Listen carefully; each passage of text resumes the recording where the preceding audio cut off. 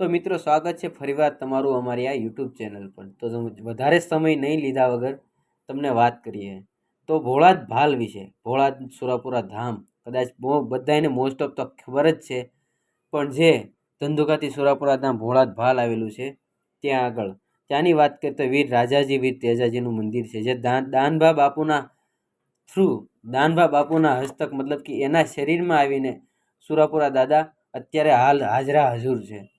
તો એમના ઇતિહાસ વિશે વાત કરીએ, તેમના પુરાણો વિશે વાત કરીએ તો જૂના એ રાજસ્થાનના વિક્રમસિંહ વિભૂષણસિંહ, જેના માતાનું નામ ગંગાબાના દીકરા, ક્ષત્રિય કુળના ચૌહાણ શાખના રાજપૂત હતા અને તેમની હાલમાં અત્યારે ત્યાં આગળ ખાંભી છે। અત્યારે બહુ મોટું અન્નક્ષેત્ર ચાલે છે અને જે દાનબા બાપુ દ્વારા ત્યાં સંભાળવામાં આવે છે, જ્યાં કોઈ પણ અત્યારે હાલની વાત કરીએ તો કોઈ પણ ચોપડા કે કોઈ પણ વહીવટ કે કોઈ પણ હિસાબ વગર અત્યારે કામ થાય છે અને નિસ્વાર્થ મતલબ કે કોઈ સ્વાર્થ વગર ત્યાં આગળ અત્યારે સેવા કરવામાં આવે છે।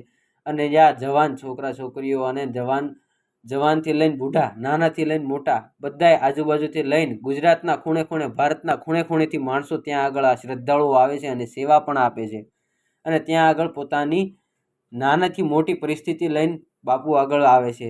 તો ત્યાં આગળ આવતાની સાથે જ એવું માનવામાં આવે છે કે ભગવાન આ જે દાદા છે, દાદા પોતાના દુઃખ જે માણસો લઈને આવે છે દુઃખ હરી લે છે। અને ત્યાં આગળ અત્યારે ઇતિહાસની વાત કરીએ તો ઇતિહાસ એવું બોલે છે કે પહેલાં જ્યારે ગૌ, બ્રાહ્મણ, નારી અને ક્ષત્રિયનો ધર્મ હોય, ક્ષત્રિયનો એક ધર્મ હોય છે કે જ્યારે ગૌ, બ્રાહ્મણ કે નારીની જ્યારે ઇજ્જતની વાત આવે કે બચાવવાની વાત આવે ત્યારે કોઈ પણ નાત જાતને કે જોયા વગર કોણ આપણું છે કે પારકું છે જોયા વગર પોતાના માનીને મદદ કરવા ઉપર પોતાનો જીવ પણ દઈ દેતા હતા। અને એ સમયમાં આજથી 900 વર્ષ પહેલાં જ્યારે વેલડું લૂંટાણું, ત્યારે વેલડું બચાવવા માટે રાજાજી વીર તેજાજી બે ભાઈએ પોતાનું બલિદાન આપ્યું। માથું કપાણા પછી પણ એ ઊભા ન રહ્યા, પણ છતાં તેની ઉપર છંટકાવ કરવામાં આવ્યો અને એની ઉપર પાડવામાં આવ્યા।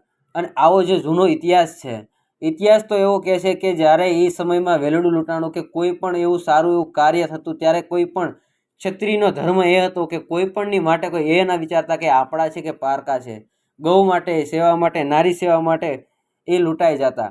અને અહીંયા પણ એવો જ કાંઈક ઇતિહાસ છે, દાદાનું સાનિધ્ય છે ભોળાદ, ત્યાં આગળ પોતે અલગ અલગ શહેરથી, અલગ અલગ સિટીથી બધા આવે છે અને પોતાનું દુઃખ લઈને આવે છે।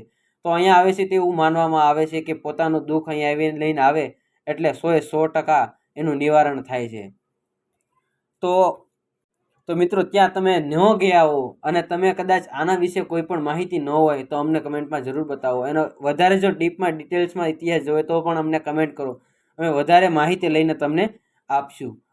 હવે તો મિત્રો દાદા માટે તો અમને કમેન્ટ જરૂર કરજો કે તમે ત્યાં ગયા છો તો ત્યાં કેવી સુવિધા છે, અને તમે ના ગયા હો તો જવા માગો છો કે નહીં, અમને કમેન્ટમાં જરૂર ને જરૂર બતાવજો। તો થેન્ક યુ, તમારો આભાર।